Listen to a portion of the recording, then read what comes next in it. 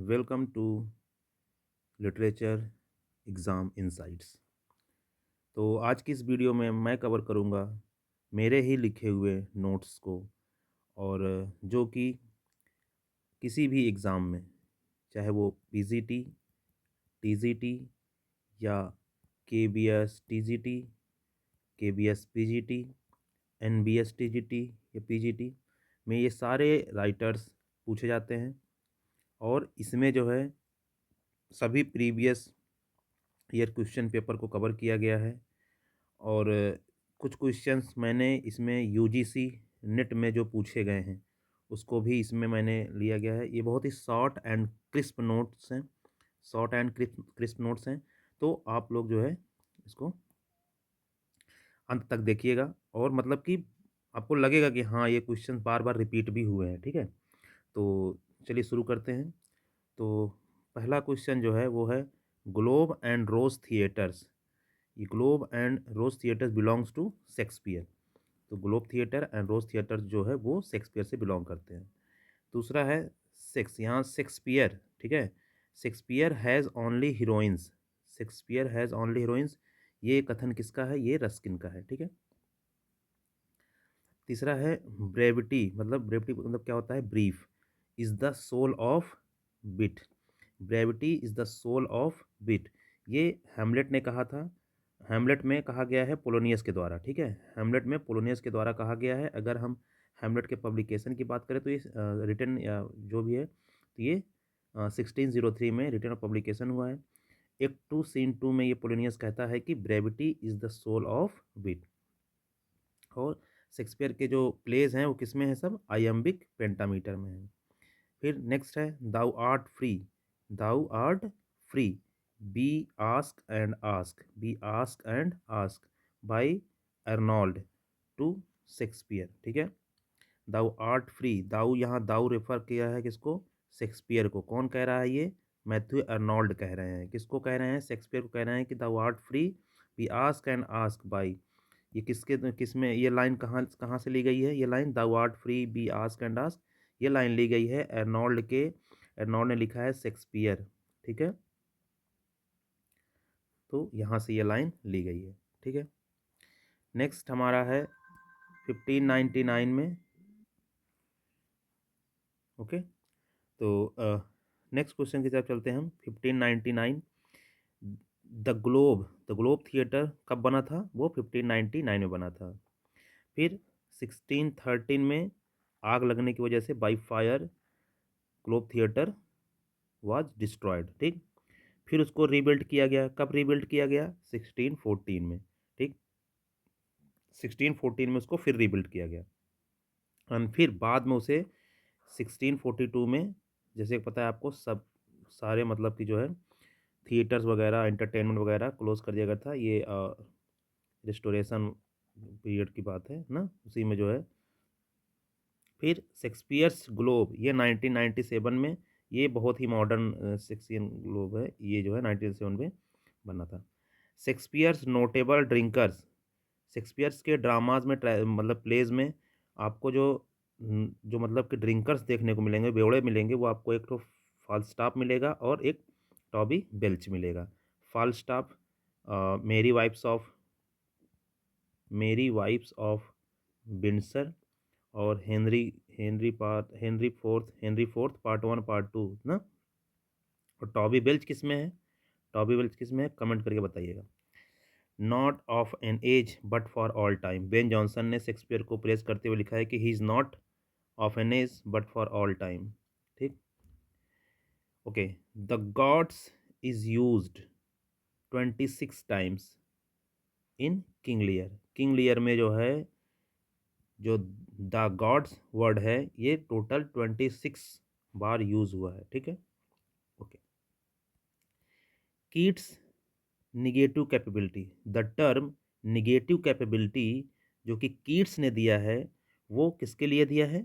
Shakespeare के लिए दिया है। ठीक है, जो कीट्स ने नेगेटिव कैपेबिलिटी दिया है वो शेक्सपियर के लिए दिया है। ऑर्गेनिक, ऑर्गेनिक फॉर्म, ये एक टर्म है। ऑर्गेनिक फॉर्म ये क्या है? ये एक टर्म है। ऑर्गेनिक फॉर्म किसके लिए यूज किया गया है? शेक्सपियर के लिए यूज किया गया है। किसने एम्प्लॉय किया है इसे? ये किया है सैमुअल टेलर कॉलरिज ने, ठीक है। ऑर्गेनिक फॉर्म एक टर्म है जो एम्प्लॉय किया गया है शेक्सपियर के लिए, और इसको किसने दिया है? सैमुअल टेलर कॉलरिज ने। Falstaff is a type of braggart warrior, ठीक है। किस टाइप का वॉरियर था वो? ब्रैगर्ट वॉरियर था। फर्स्ट फोलियो 1623 में। टैवन सीन, ये tavern scene Henry fourth part 1 में है, ठीक है। God, Apollo, Jupiter and Hecate, ये जो है इन्वॉक्स किए गए हैं, आवाहन किया गया है किंग लियर में, ठीक है, फॉर कॉर्डेलिया। ये फर्स्ट अगेंस्ट कॉर्डेलिया, किसके? फर्स्ट एक्ट में, ठीक है ना। तो इसीलिए कहा जा रहा है कि the term the gods has use multiple times in King लियर। एक पेज हमने समाप्त कर लिया है, अब दूसरे पेज की तरफ बढ़ते हैं।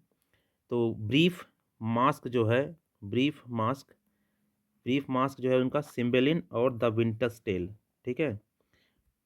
Tempest contains masque denote our revels now are ended, our revels now are ended, ये टेम्पेस्ट में है, ठीक है। टेम्पेस्ट का है। बाकी ब्रीफ इनके मास्क प्ले आप याद रखिएगा, ठीक है। इनके मास्क प्ले जो है, मास्क्यू और मास्क प्ले कहते हैं, मास्क प्ले जो है इनके कौन से हैं? सिम्बेलिन है, ठीक है, सिम्बेलाइन या Cymbeline, the Winter's Tale, the Winter's tell, ठीक, and the Tempest. The Tempest में Prospero, our revels now are ended, ठीक। Next, mimetic desire, mimetic desire, mimetic desire, ये टर्म किसने कॉइन किया है? ये रेने जिरार्ड ने किया है, रेने जिरार्ड ने किया है। किसके लिए किया है? शेक्सपियर के लिए क्या है? ये मिमेटिक डिज़ायर जो है मिड समर्स नाइट ड्रीम में को शेक्सपियर ने जो मिड समर नाइट ड्रीम में किया था, उससे उससे उसी में से ये मिमेटिक डिज़ायर कॉइन किया है। मोटिवलेस मैलिनिटी, मोटिवलेस मैलिनिटी, ये इयागो के लिए यूज किया गया है अथेलो में। मोटिवनेस मैलिनिटी किसे कहा गया है? इयागो को। इयागो किस किस प्ले का कैरेक्टर है? अथेलो का कैरेक्टर है, ठीक है। और ये मोटिवलेस मैलिनिटी किसने कहा है? ये कॉलरिज ने कहा है, ठीक है, इयागो को कहा है। Hamlet and narcissism, Hamlet and narcissism जो कि 1995 में लिखा गया है, जॉन रसेल द्वारा लिखा गया है। Hamlet and narcissism 1995, John Russell द्वारा लिखा गया है। As you like it, as you like it, ये एक पेस्टोरल इन रोमांस है, पूछा गया है एग्जाम में, ठीक है। Okay, next, poetic justice. Poetic justice जो है एक टर्म है जो कि कॉइन किया गया है थॉमस राइमर के द्वारा। हु, अब ये पोएटिक जस्टिस जो कॉइन किया है थॉमस राइमर, वो किसके लिए है? कि उन्होंने शेक्सपियर्स के अथेलो को डिसमिस किया है, क्या कह के? कि ए ब्लडी फार्स विदाउट साल्ट और सेवर। बहुत ही इंपॉर्टेंट है ये, इसको आप कहीं नोट कर लीजिए कि पोएटिक जस्टिस, ये तो हमको पता है कि थॉमस राइमर ने कॉइन किया है, लेकिन हमें ये नहीं पता, ये यूजीसी नेट में पूछा गया था। ये मैंने अपने खुद से नहीं बनाया, ये सारे यूजीसी नेट और इधर उधर से मैंने कलेक्शन, जो सारे वन लाइनर कलेक्शन से मैंने इसको जो है पुट किया है।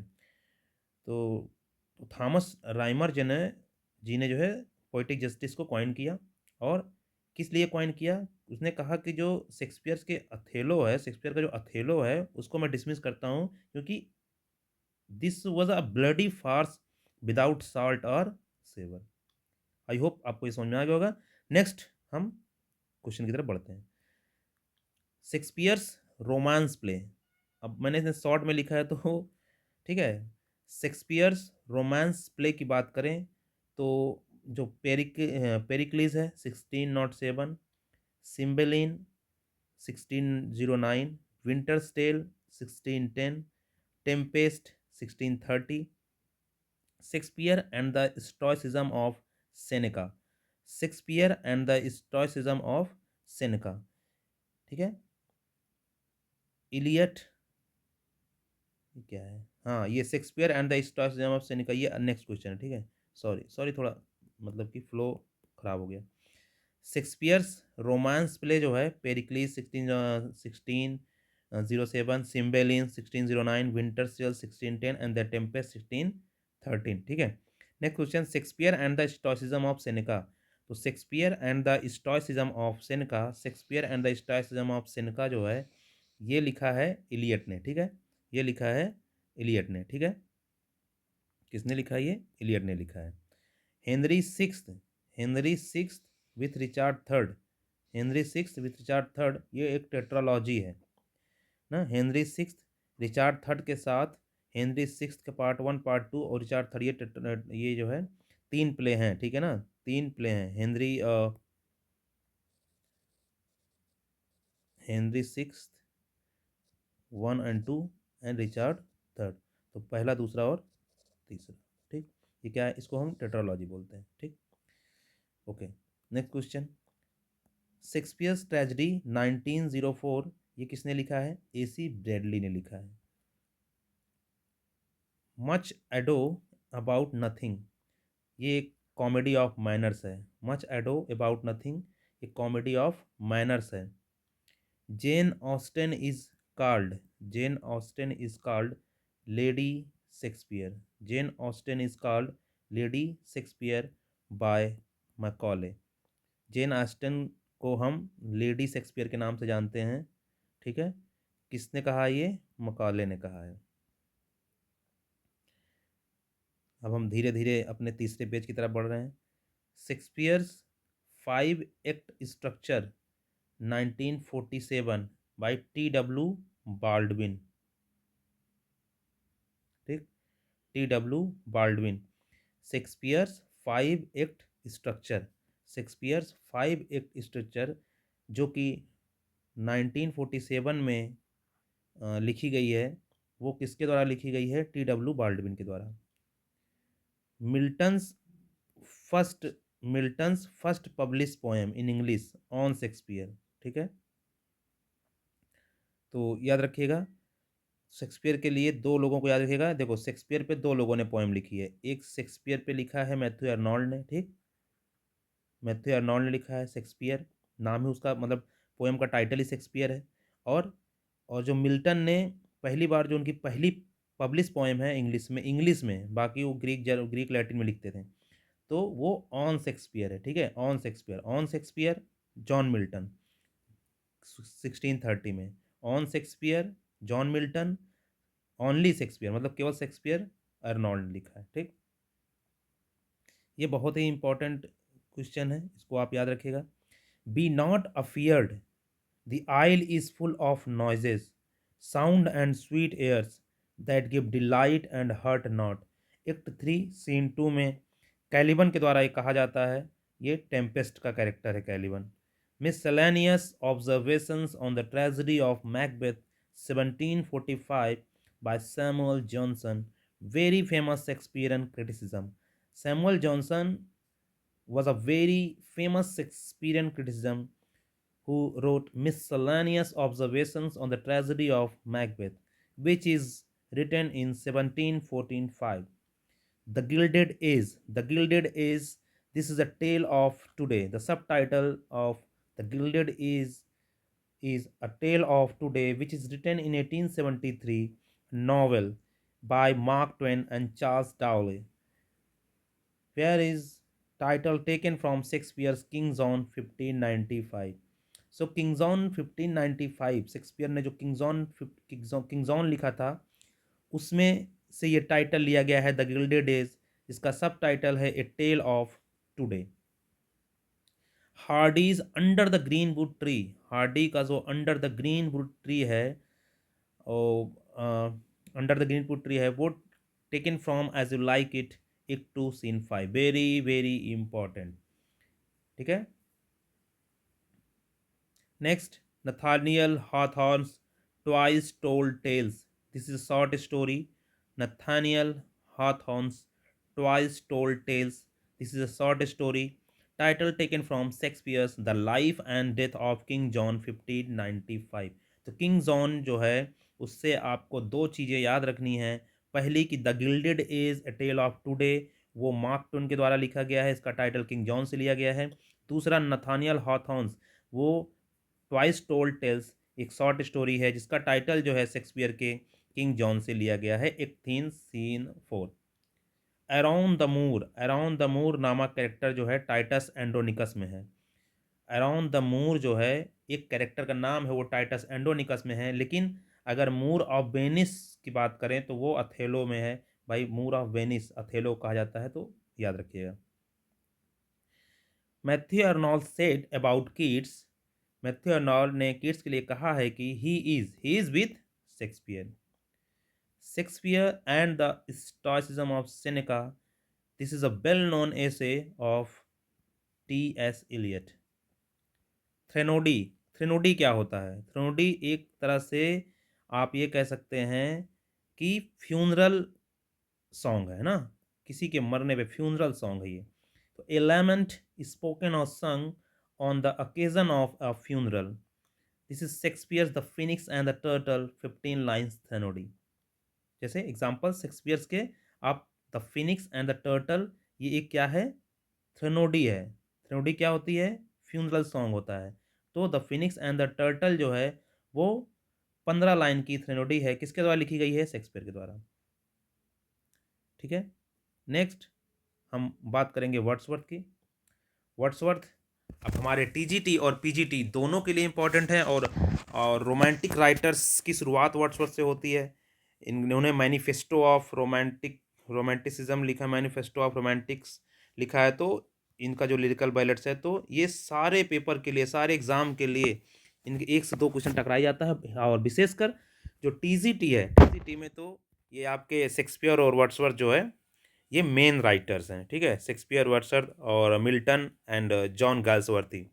तो मैं दूसरा राइटर जो कवर करने जा रहा हूँ वर्ड्सवर्थ कवर कर रहा हूँ। आई होप कि आपको जो है वीडियो पसंद आ रही होगी। अगर पसंद आ रही है तो share with your friends, okay, likes, comments, which part is difficult and which part is easy, and कौन से पार्ट्स पे आप, मतलब कौन से राइटर्स में मैं वीडियो और बना दूँ आपके लिए, you can tell me in the below comment. Okay, next हम बात करते हैं कि वर्ड्सवर्थ सेज टू मिल्टन। अब हम बात कर रहे हैं वर्ड्सवर्थ की। आप अगर टीजीटी पीजीटी एस्पिरेंट्स हैं तो आप जरूर इस वीडियो को देखिए, प्लीज़ यार शेयर जरूर कीजिए। ठीक है, Wordsworth says to Milton, thy soul was a like a star, thy soul was a like a star, thy soul was like a star. Wordsworth remembers Milton one of his sonnets, Milton, thou shouldest be living at this hour। उस sonnet का नाम क्या है? Comment box में बताइए। Wordsworth wept that poetry diverged from morality is valueless। Wordsworth ने क्या देखा कि पोइट्री जो है वो डाइवर्स है, किससे? Morality is valueless. Wordsworth called poetry, Wordsworth called poetry the breath and finer spirit of all knowledge। Wordsworth अपने आप को कहता है कि he was a worshipper of nature, he is a worshipper of nature. किसमें कहता है? इन टेंटन एबे में वर्ड्सवर्थ ने अपने लिए कहा इसको। There neither is nor can be any essential difference between the language of prose and the metrical composition। This is also said by Wordsworth। Wordsworth challenged whom? Artificial diction। Wordsworth challenged the artificial diction which was the hallmark of the 18th century। कहता है कि artificial Dickson जो है वो 18th century का hallmark है। ठीक, the child is father of the man, this poem's line has been taken from My Heart Leaps Up। और मैं आपको बता दूं कि ये एपिलॉग भी है किसका, इमॉर्टलिटी ओड का। Sonnet composed upon Westminster Bridge, sonnet composed upon Westminster Bridge 1802 में लिखी गई। Wordsworth praised Spenser, Wordsworth praised Spenser, sweet Spenser's the prelude book third. क्या कह के प्रेज किया है? स्वीट स्पेंसर कहा है किस बुक में? बुक थर्ड में। On further about Spenser in his doe of Rylstone the fate of the Nortons said the embodiment of nobility purity and sweetness. तो दो जगह इन्होंने स्पेंसर को प्रेस किया है। कहाँ कहाँ? द प्रिल्यूड बुक थर्ड में और द डॉ ऑफ रॉलस्टोन में। द रॉलस्टोन जो है इसका पूरा सब क्या नाम है? The fate of the Nortons, ठीक है ना, the fate of the Norton. The sonnet in Milton's hand becomes a trumpet, the sonnet in Milton's hand becomes a trumpet. अगर हम सोनेट की बात करें तो Wordsworth has written totally 523 sonnets. If we talk about Keats, so Keats had written 67 sonnets, Coleridge 48, and Shelley 18 sonnets. Okay. William Cowper admired Wordsworth. William Cowper admired Wordsworth in his poem Yardley Oak. William copper ने Wordsworth की प्रशंसा की है अपने poem Yardley okay में। Successfully, we move forward to next page, page number 5. So Wordsworth was pantheist. Pantheist कौन होता है? वह जो हर सभी में ईश्वर को देखता है, ठीक है, सभी में वो ईश्वर को देखता है। वहीं दूसरी तरफ शैले जो है वो एक एथिस्ट हैं, जो कि गॉड पर विश्वास नहीं करते हैं, doesn't believe in God. John Wordsworth and Ann A Cookson, John Wordsworth and Ann A Cookson ये पेरेंट्स हैं और वर्ड्सवर्थ के। विलियम वर्ड्सवर्थ ने जो अपने डेब्यू किया था वो 1787 में डेब्यू किया था। क्या ए सोनेट लिखा था इन यूरोपियन मैगजीन में ड्यूरिंग हिज ग्रेजुएशन। तो वर्ड्सवर्थ ने जो लिटरेचर में जो कदम रखा वो 1787 में रखा। एक मैगजीन, यूरोपियन मैगजीन थी, उसमें उन्होंने जो अपने ग्रेजुएशन के दौरान लिखा था descriptive sketches and an evening walk. Lyrical ballads start with rhyme of the ancient Mariner and and with Tintern एबे, ठीक है, एंड विथ टिंटन एबे। सेकेंड एडिशन जो लिरिकल बैलेट्स का है वो 1800 में, जिसमें उन्होंने प्रीफेस को इंक्लूड किया था, ठीक। इन हिज प्रीफेस, जब उन्होंने 1800 में प्रीफेस को इंक्लूड किया तो उन्होंने उस प्रीफेस में कहा real language of man rather than 18th century words. क्योंकि 18th सेंचुरी वर्ड्स के राइटर्स को क्या कहते थे? आर्टिफिशियल डिक्शन कहते थे। क्या कहते थे? आर्टिफिशियल डिक्शन कहते थे। पीछे हमने डिस्कस किया, ठीक।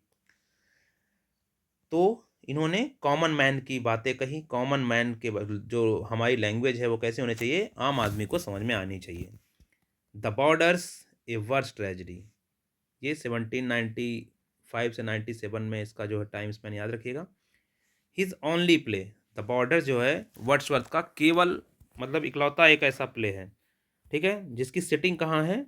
During the reign of Henry third of England, ठीक। लूसी पैम ना याद हो तो याद कर लीजिए। Strange fits of passion have I known, she dwelt among the untrodden ways, I travelled among unknown men, 3 years she grew in sun and sour, a summer did my spirit seal. Southey, Wordsworth, Coleridge, they, they are known as lake poets. Poem to Coleridge, an appendix of the Recluse, a philosophical poem. तो एक philosophical poem है the recluse, इसको हम poem to Coleridge भी कहते हैं। The recluse को हम पोएम टू कॉलरेज भी कहते हैं, ठीक। Poems in 2 volumes, poems in 2 volumes, which is published in 1807. This is an ode on immortality. ठीक है ना? Excursion 1814 and The Recluse. This not completed. Okay, never completed. First and third part ever in his life. पहला और तीसरा part इन्होंने जीवन में नहीं कवर किया, कंप्लीट किया. द रिक्लूज, जिसे हम पोएटिक प्रोस्पेक्टस कहते हैं, और हम इसे पोएम टू कॉलरेज भी कहते हैं. लंदन 1802, इसमें इन्होंने मिल्टन को एड्रेस किया है. विलियम वर्ड्सवर्थ इकलौते ऐसे पोएट लॉरिएट हैं जिन्होंने कोई भी ऑफिशियल वर्स नहीं लिखा है. याद रखिएगा, विलियम वर्ड्सवर्थ एक ऐसे ऑफिशियल पोएट लॉरिएट हैं, मतलब सॉरी पोएट लॉरिएट हैं जिन्होंने कोई भी ऑफिशियल वर्सेस नहीं लिखा है. इनको सक्सीड किया था अल्फ्रेड लॉर्ड टेनिसन ने. ठीक है. William Wordsworth buried in Saint Oswald church, Grasmere. His The Prelude 1805, published by his wife Mary Hutchinson, published in 1850. ठीक है. Written in 1805, published in 1850. By whom? His wife Mary Hutchinson. इन्हें 300 euro pension मिलता था a year. एक साल में 300 euro pension मिलती थी 1842 तक. 1838 उनको ऑनरेरी डॉक्टरेट ना सिविल लॉ के लिए मिला था. ग्रासमियर जनरल इनका एक जनरल है जो डोरोथी वर्ड्सवर्थ द्वारा पब्लिश किया गया. ब्राउनिंग एंड हैजलिट उन्हें जो है लॉस्ट रीडर कहते थे, हैजलिट भी कहते थे. ठीक है ना, हैजलिट और ब्राउनिंग दोनों कहते थे. क्या कहते थे? A lost reader. JC ransom ने वर्ड्सवर्थ को कहा है जायंट ऑफ इंग्लिश पोइट्री. क्या कहा है? Giant of English poetry, giant of English poetry. The term Lake School of Poets, coined by Francis Jeffrey. The term Lake School of Poets, excuse me, coined by Francis Jeffrey in 1817. किन writer को mention किया इन्होंने? Wordsworth, Southey and Coleridge. किसके द्वारा coin किया गया? Francis Jeffrey द्वारा. Giant of English poetry किसने कहा है? जेसी ransom. Energetic and varied flow of sound crowding into narrow room, more of the combined effect of rhyme and blank verse, praised Milton in his sonnet London 1802. The world is too much with us, invokes Proteus and Triton, criticizes the first industrial revolution for being absorbed in materialism, distancing itself from nature. Nature से दूरी बनाए रखना और first Indian revolution को criticise करना. This is mention in the world is too much with us, जिसमें इन्होंने Proteus and Triton को आवाहन किया था. द गॉड ऑफ सीज ना, द गॉड ऑफ सीज, समुद्र के देवता हैं ये लोग. ये 14 लाइन पेट्रार्कन सोनेट्स है आयम्बिक पेंटामीटर में. ठीक है, बात समझ में आ रही है? चलिए आगे चलते हैं. तो पोएम्स एंड 2 वॉल्यूम्स जो कि 1807 में जो इन्होंने लिखा था, इसमें इन्होंने जो है बहुत ही इम्पोर्टेंट पोएम्स मेंशन की है. तो इसमें आपको पोएम्स इन 2 वॉल्यूम्स में डैफोडिल्स देखने को मिलेगा. द सॉलिटरी रीपर भी आपको पोएम्स इन 2 वॉल्यूम्स में ही मिलेगा, जो कि 1804 में लिखा था. लंदन 1802 भी आपको इसी में देखने को, मतलब पोएम्स इन 2 वॉल्यूम्स बहुत ही अच्छा पोएट्री कलेक्शन है. My heart leaps up when I behold, ode to duty, elegiac stanzas, resolution and independence, और जिसे हम कहते हैं लीच गैदरर. बढ़ते हैं अगले क्वेश्चन की तरफ. द एक्सकर्जन 1814 में 19 बुक्स है, फिलोसॉफिकल पोएम है. द प्रील्यूड 1850 में 14 बुक्स है, ऑटोबायोग्राफिकल है. रिपेंटेंस बहुत ही इंपॉर्टेंट है. Most of you I think don't know about this work, this ballad which is written by William Wordsworth. This is a pastoral ballad. Repentance एक pastoral ballad है जो कि बहुत इंपॉर्टेंट है, वर्ड्सवर्थ के द्वारा लिखी गई है. To a skylark, to a skylark Shelley ने लिखा है, to the skylark Wordsworth ने लिखा है। लाउडेमिया 1850 1845 में पब्लिश हुई थी, लाउडेमिया, ठीक। Guide to the lakes, guide to the lakes, ये जो है 1810 की 1810 में लिखी गई है। He is not fully recognise at home, Matthew Arnold ने कहा है। मैथ्यू अर्नोल्ड तो भैया भक्त थे विलियम वर्ड्सवर्थ के। मैथ्यू अर्नोल्ड जो है high priest of nature William Wordsworth को कहा है ना। और मेमोरियल वर्सेस में तो बढ़ चढ़ के तारीफ किया है इन्होंने वर्ड्सवर्थ की। तो he said that after that of Shakespeare, उन्होंने कहा है, मैथ्यू अर्नोल्ड कहते हैं कि शेक्सपियर के बाद अगर शेक्सपियर और मिल्टन के बाद अगर कोई मतलब कि अनडाउटली मोस्ट लैंग्वेज में हमारे मोस्ट कंसिडरेबल है तो वो कौन है? विलियम वर्ड्सवर्थ हैं। इगोइस्टिक सबलाइम, इगोइस्टिक सबलाइम जो है कीट्स ने वर्ड्सवर्थ के लिए कहा है। He has uttered nothing base, ये टेंसन ने कहा है। He has uttered nothing base, ये वर्ड्सवर्थ के लिए टेंसन के शब्द हैं। मोरल यूनच, यूनच यूनक, ये ब्राउनिंग के शब्द हैं वर्ड्सवर्थ के लिए। सिंपल एंड डल शैली ने कहा है वर्ड्सवर्थ को। लीच गैदरर को हार्डी ने बेस्ट क्योर ऑफ डिस्पेयर कहा है। बेस्ट क्योर ऑफ डिस्पेयर किस पोयम को कहा है? तो लीच गैदरर को कहा है। किसने कहा है? हार्डी ने कहा है। हैजलिट तो मैंने बताया ना, ब्राउनिंग और हैजलिट तो जलते थे साले सॉरी, जलते थे वर्ड्सवर्थ से, तो वो क्या गया, not a great point and the spoil child of disappointment. कोई बढ़िया कवि भी थोड़ी ना है इसका मतलब डिसपॉइंट, मतलब कि एन ए कोक्सन और जॉन वर्ड्सवर्थ के जो है स्पॉइल चाइल्ड नहीं है भाई, निराशा की उपज है ये। पेंसिव मूड में लिखा करे थे कुल जो है, ठीक है। चलिए 7 पेज में आ गए। लिरिकल बैलेट 1798 से 1800, याद रखिए फर्स्ट पब्लिकेशन में 19 वर्ड्सवर्थ द्वारा लिखी गई 5 पोएम्स हैं। सर आप क्या बता रहे हैं, मैं तो 4 सुना हूँ। जी हाँ, पहले पब्लिकेशन में 4 ही था कॉलरेज का। देखो publication along with preface to lyrical ballads, and जब कॉलरेज ने पहले एडिशन में जो लिखा था, फर्स्ट एडिशन में उन्होंने 4 पोएम लिखी थी। सेकेंड एडिशन में उन्होंने 1 पोएम और लिखी थी, तो 4+1 बराबर 5 पोएम्स। और ये पांचवी पोएम कौन थी? लव्ड, लव्ड पोएम थी। लव्ड, लव्ड नाम था पांचवी पोएम का। और मैं आपको बता दूं इसमें से एक सेकेंड एडिशन में एक वो मतलब कि निकाल भी लिए थे एक पोएम वर्ड्सवर्थ, तो इसीलिए 23 के 23 ही रह गई। ठीक है, तो आप ये कह सकते हैं कि इसमें 18 हो गई होगी मे बी।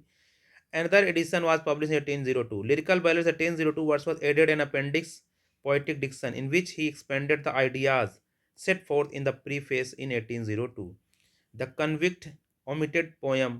The Convict एक पोयम थी जिसको उन्होंने निकाल लिया वर्ड्सवर्थ ने, and added loved by Coleridge. जब तक कन्विक्ट निकाल लिया तो कॉलरेज ने लिख दिया। कॉलरेज ने तो 4 पोएम लिखी थी, तो कॉलरेज की कितनी हो गई? 5। तो उस हिसाब से देखा जाए तो इनकी हो गई 18, क्योंकि 19 में द कन्विक्ट रही होगी। बात समझिए, 19 में द कन्विक्ट रही होगी, ये बात आप जानते रहिए, द कन्विक्ट रही होगी। लेकिन जब इन्होंने ओमिट कर लिया उसमें से, तो अब बच गए इनकी 18, 18 5 23, तब भी 23 है। द कलेक्शन ऑफ 23 पोएम्स, तब भी और तब भी। बस ये आप जानते रहिए कि उसमें से द डिक्सन नाम की पोएम को, द कन्विक्ट नाम की पोएम को इन्होंने ओमिट कर लिया था, ठीक। The preface is also called manifesto of romanticism. Preface को मैनिफेस्टो ऑफ रोमांटिसिज्म कहा जाता है, द प्रीफेस को। In lyrical ballads he said, poetry is the breath and finer spirit of all knowledge. Poetry is breath and finer spirit of all knowledge. His famous definition of poetry also given by him. His famous definition of poetry also given by him. Poetry is the spontaneous overflow of powerful feelings. It takes its origin from emotions recollected in tranquility. Emotions, ये तो इन्होंने poetry की definition दी है बहुत सुंदर सी, लेकिन emotions recollected in tranquillity, इसको पूरे सिरे से नकारा है टी एस इलियट महोदय ने।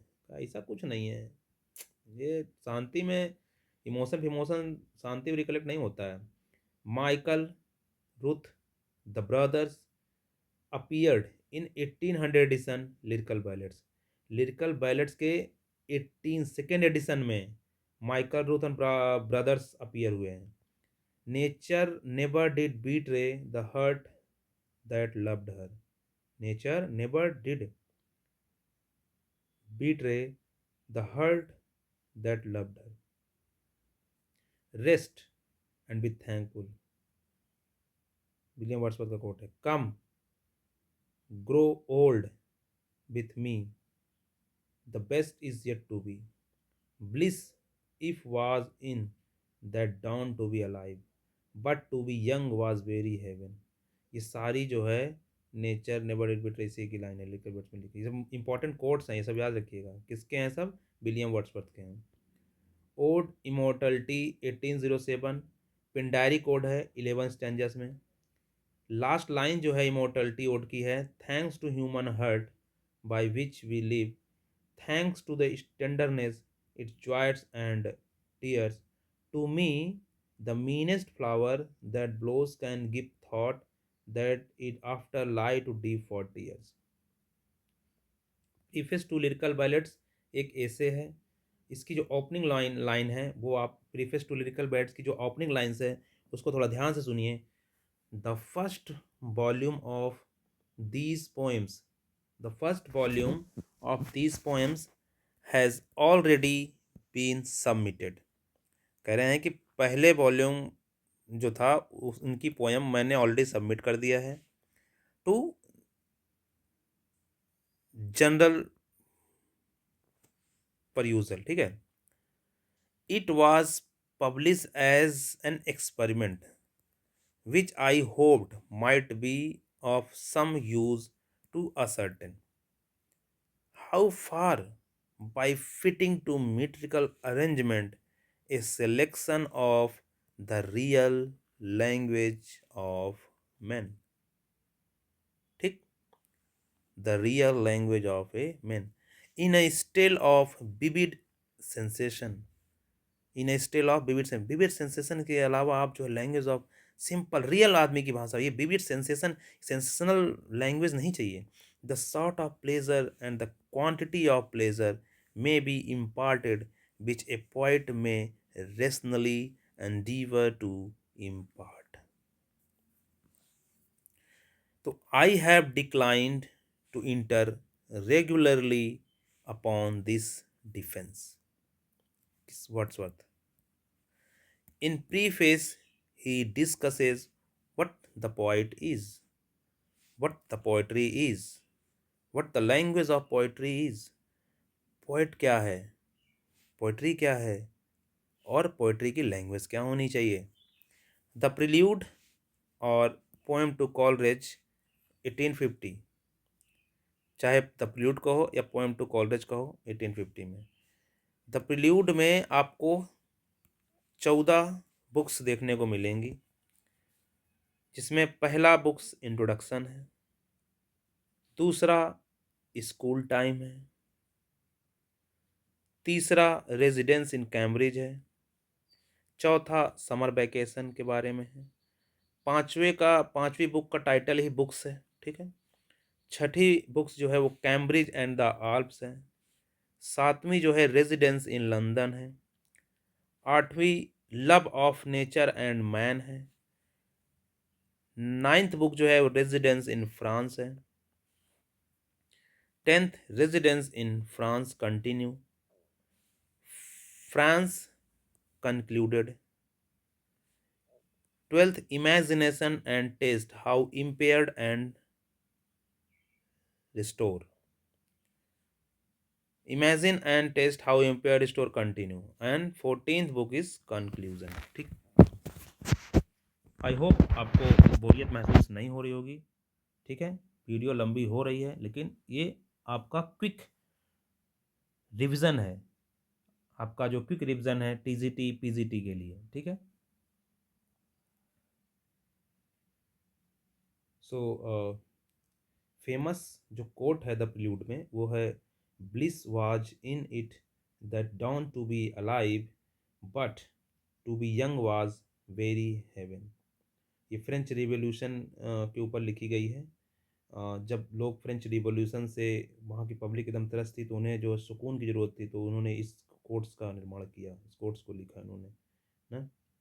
और ये जो कोट्स है वो sense of optimism and joys को रिप्रेजेंट करता है, जो that time the people felt during the early days of the French revolution. Spots of time, this phrase in prelude book 12 as there are in our existence sports of time। ठीक है, sports of time जो एक phrase है वो भी the prelude में है। ठीक है, याद रखिएगा। Appearance of boy of Winander. Okay, appearance of boy Winander. ठीक है, तो विनेंडर का मतलब क्या होता है? विनेंडर, ठीक है, विनेंडर जो एक झील होती है। विनेंडर मतलब एक झील। अफेक्टेड बाई, किससे अफेक्टेड है? म्यूटनेस। इन बुक 5 में वो ये कहता है कि बॉयज ऑफ विनेंडर जो होता है, जिसमें जो एकदम म्यूटनेस होता है, जिसमें जो है जो ये बस इतना जाने बॉयज ऑफ विनेंडर जो है वर्ड्सवर्थ के उसमें लिखा है। तो first version of Prelude, second version of Prelude and third version of Prelude. तो first version of Prelude in 2 books, second version of Prelude in 12 book होगा, 13 books and third version of 14 books. ठीक है, छूट गया यार। Okay okay, so successfully we move forward, page number 9, and also we discuss in Wordsworth. Wordsworth was a founder of romantic movement. In a letter to Francis Hodgson, Byron referred to Wordsworth as a Tudsworth। टड्सवर्थ कहा है Byron ने। Francis Hodson को एक letter लिखा था, उस letter में उन्होंने कहा कि बायरन जो वर्ड्सवर्थ हैं वो वर्ड्सवर्थ नहीं है, वो टड्सवर्थ हैं। Hazlitt wrote criticism on Wordsworth's poems The Excursion in the Examiner। Examiner क्या है? एक पैम्फलेट और मैगजीन है, जिसमें हैजलिट ने क्रिटिसाइज किया है वर्ड्सवर्थ को। और किस पोएम को? द एक्सकर्जन को, जो कि 1814 में लिखी गई थी। इगोटिस्टिकल सबलाइम, जॉन कीट्स ने अपने आप को कैमेलियन पोइट कहा है। कीट्स ने किसने अपने आप को कैमेलियन पोइट कहा है? In a direct contrast to Wordsworth, whom the characterizes as a monumental and fixed. The last poetic voice is dumb. We stand today by Wordsworth's tomb. Memorial verses by Arnold। Arnold's ideal poets जो थे, अर्नोल्ड्स के ideal poets थे वो Homer और Sophocles थे। दांते, Milton, Goethe और Wordsworth ना मॉडर्न में। एंशियंट में अगर देखा जाए जो अर्नोल्ड के थे वो होमर और सोफोक्लिस थे, और अगर मॉडर्न में देखा जाए तो दांते, मिल्टन, गीथे और वर्ड्सवर्थ थे। Arnold puts Wordsworth in front rank, not for his poetry but for his criticism of life. तो अगर कहा जाए तो वर्ड्सवर्थ जो है, वर्ड्सवर्थ को अर्नोल्ड जो है वर्ड्सवर्थ को पहले रैंक पे रखते हैं, इसलिए नहीं कि उनकी पोएट्री के लिए, बल्कि उनके प्रीफेस टू लिरिकल बैलेट्स के लिए रखते हैं, क्योंकि क्रिटिसिज्म ऑफ लाइफ के लिए रखते हैं। कैनन, कैनन क्या होता है? कैनन एक ऐसा वर्ड है, इसका मतलब होता है एक स्पेसिफिक टर्म है जो क्लासिकल लीजेंड्स के वर्ड्स के लिए दिया जाता है, जैसे शेक्सपियर। ओके, तो अभी तक आप जो क्वेश्चन देखे थे, जो डिस्कस किया था, वो मैंने यूजीसी नेट और इधर उधर के पूछे गए क्वेश्चंस को किया था। अब मैं जो पूछने आ रहा हूँ ये पीजीटी में वर्ड्सवर्थ से रिलेटेड क्वेश्चन पूछे गए हैं, आप इसको ध्यान से देखिए। The fine flower of 18th century किसे कहा है? टिंटन एबे को कहा है। वर्ड्सवर्थ ने अपने सारे पोएमों से एक पोएम जो है टिंटन एबे को the fine flower of 18th century कहा है। कीट्स की जो पोइट्स है, पोइट जो पोइट हैं 19th सेंचुरी के, उन्हें वर्ड्सवर्थ कहा जाता है। पोइट चार्ल्स लैम्ब को स्पेंसर ने कहा था, बट 19th सेंचुरी के जो पोइट हैं वो वर्ड्सवर्थ हैं। His earliest verses of verse a tame of imitation of Pope's versification. वो कहते हैं कि जो उनका अर्लीस्ट वर्स था, वर्ड्सवर्थ कहते हैं कि जो उनका अर्लीस्ट वर्स था वो केवल एक इमिटेशन था किसका? पोप्स के वर्सिफिकेशन का। पूरे जिंदगी में उन्होंने कभी भी अपने विश्वास को डगमगाने नहीं दिया ना। His immortality as a poet. The Prelude was completed in 1805, published in 1850 in 14 books. Lyrical Ballads was published in 1798. Arnold considers Wordsworth as a high priest of nature. Arnold most influenced by Wordsworth. Let nature be your teacher, the tables turn. With his key, Shakespeare unlocked his heart. तो London 1802 में Shakespeare को इन्होंने बात की है। Bliss was it in that dawn to be alive, French revolution की बात है ये। But to be young was very heaven, the prelude में फ्रेंच रिवॉल्यूशन की बात कही है। और इस लाइन को लिखते समय उनके दिमाग में बस एक ही बात चल रही थी, उनके शादी की विचार घटना थी। पीजीटी में पूछा गया, आप जाके देख सकते हैं। Keats use term egotistical sublime for Wordsworth and negative capability for Shakespeare. The poet is man speaking to man. In Tintern Abbey the he describe different moods of nature. Tintern Abbey में उन्होंने nature के moods को describe किया है। Wordsworth was a great lover of natural scenery and sight. ये word को लेके था, साइट, CIT साइट, तो SIGST साइट माने होता है सीन या दृश्य। In 1800 and his preface to the Lyrical Ballads 5 lyrics poems, Lucy poems, emotions recollected in tranquillity, the profound philosophy of Wordsworth rejected by T.S. Eliot, Milton thou shouldst be living at this hour, Wordsworth का London 1802 में, the world is too much with us, Wordsworth, there is no essential difference between the language of age of prose and that metrical composition. Next, हम यहाँ तक पूरा complete हो गया है हमारा। अब हम जो है वीडियो को एंड करते हैं। आई होप आप लास्ट तक बने रहे होंगे और वीडियो को शेयर कीजिए, सब्सक्राइब कीजिए और ढेर सारा प्यार दीजिए। Thank you so much. Bye bye, take care.